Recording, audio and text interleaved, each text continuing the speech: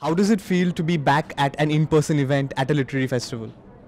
It certainly feels really good because nothing can replace the live experience, as it were.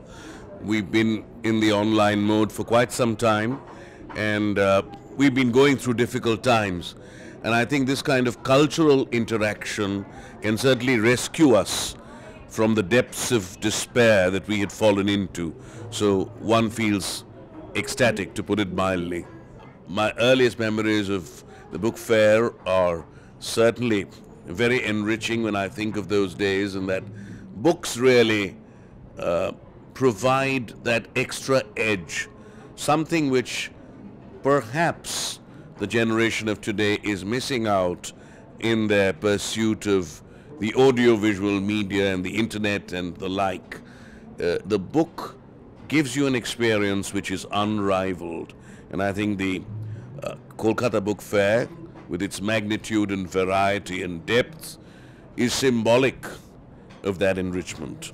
As a filmmaker, you spoke about the fact that books give you that imaginative power. How important is it as a filmmaker to be able to read that literature and develop your visual faculties? I would say that even in cinema, the kind of cinema that I think is meaningful, one needs to make films which will encourage the viewer to think. That is, consider all that is not shown and imagine it. As in theatre, there are a lot of things in the play Hamlet by William Shakespeare.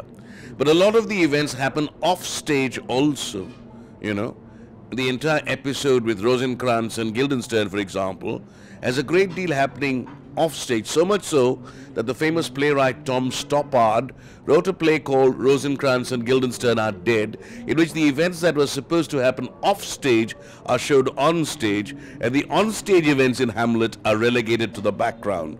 So I think that the way we compose our art in terms of cinema or theatre should encourage this imaginative process in the minds of the viewers, not make everything palpable, tangible. And I think viewers will get the experience of solving a problem on their own, coming to their own conclusions, grappling with the ambiguity that is there in cinema, if cinema is prepared in that manner, or if cinema is a derivative of literature, adapted from literature in the manner that cinema is. And we can think of some great adaptations like what Vishal Bharadwaj has done with Shakespeare, with Haidar from Hamlet, or Omkara from Othello, Maqbool from Macbeth, and so on. So how do you see theatre reviving in light of the post-pandemic world? No, I'm sure there's nothing to rival the theatrical experience, the drama experience. So many things have happened. Film has come, we've got 3D and 4D and things like that. But theatre continues. As I said, the live experience is unraveled. You actually see the emotions on the stage. And I see theatre coming back in a very big way. And audiences are going to flock to the theatre. There's going to be a lot of interaction. New forms of theatre are going to emerge. There are going to be multimedia presentations. I just did a play called Ikattar Ki Ladai, Ek Vijay Gatha, based on the Bangladesh War of Liberation, in which I used cinema and drama in a kind of a fused art form. And we had shows at the Ravindra Sadan, and we had huge audiences. And this kind of experimentation is going to come more and more. And it reminds me of the first attempt to combine cinema and theatre that came from Uday Shankar, when he made Shankar Scope. In fact, Uday Shankar was a great innovator also in the world of cinema when he made his Kalpana.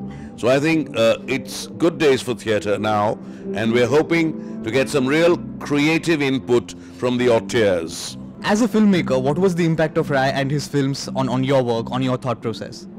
Well, I have a personal stake in this because my father acted in one of Rai's films called Kanchenjunga. He played the protagonist, Banerjee, and I've been very close to the family. I've watched him work, observed his cinema.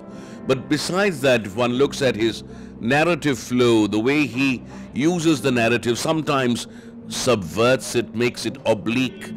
He has a very porous kind of a structure. You need to read between the lines in films like Pratidwandi and Jono Arunno, and also his beautiful rendering of the Vibhuti Bhushan texts in the Opu trilogy, which even borders sometimes on mysticism. I think he's had a profound influence not only on my work in my first film, Shunnu Teke Shuru, in the way he binds the narrative has had a very strong influence on me, but also on the work of many of the filmmakers of today, and in fact in the cinema that comes out from Sri Lanka. Some of the great filmmakers like Prasanna, Lester James Paris have all been influenced by Rai. So he's a global filmmaker, and not just a filmmaker, but a true Renaissance artist, a writer, a painter, a musician, all in one.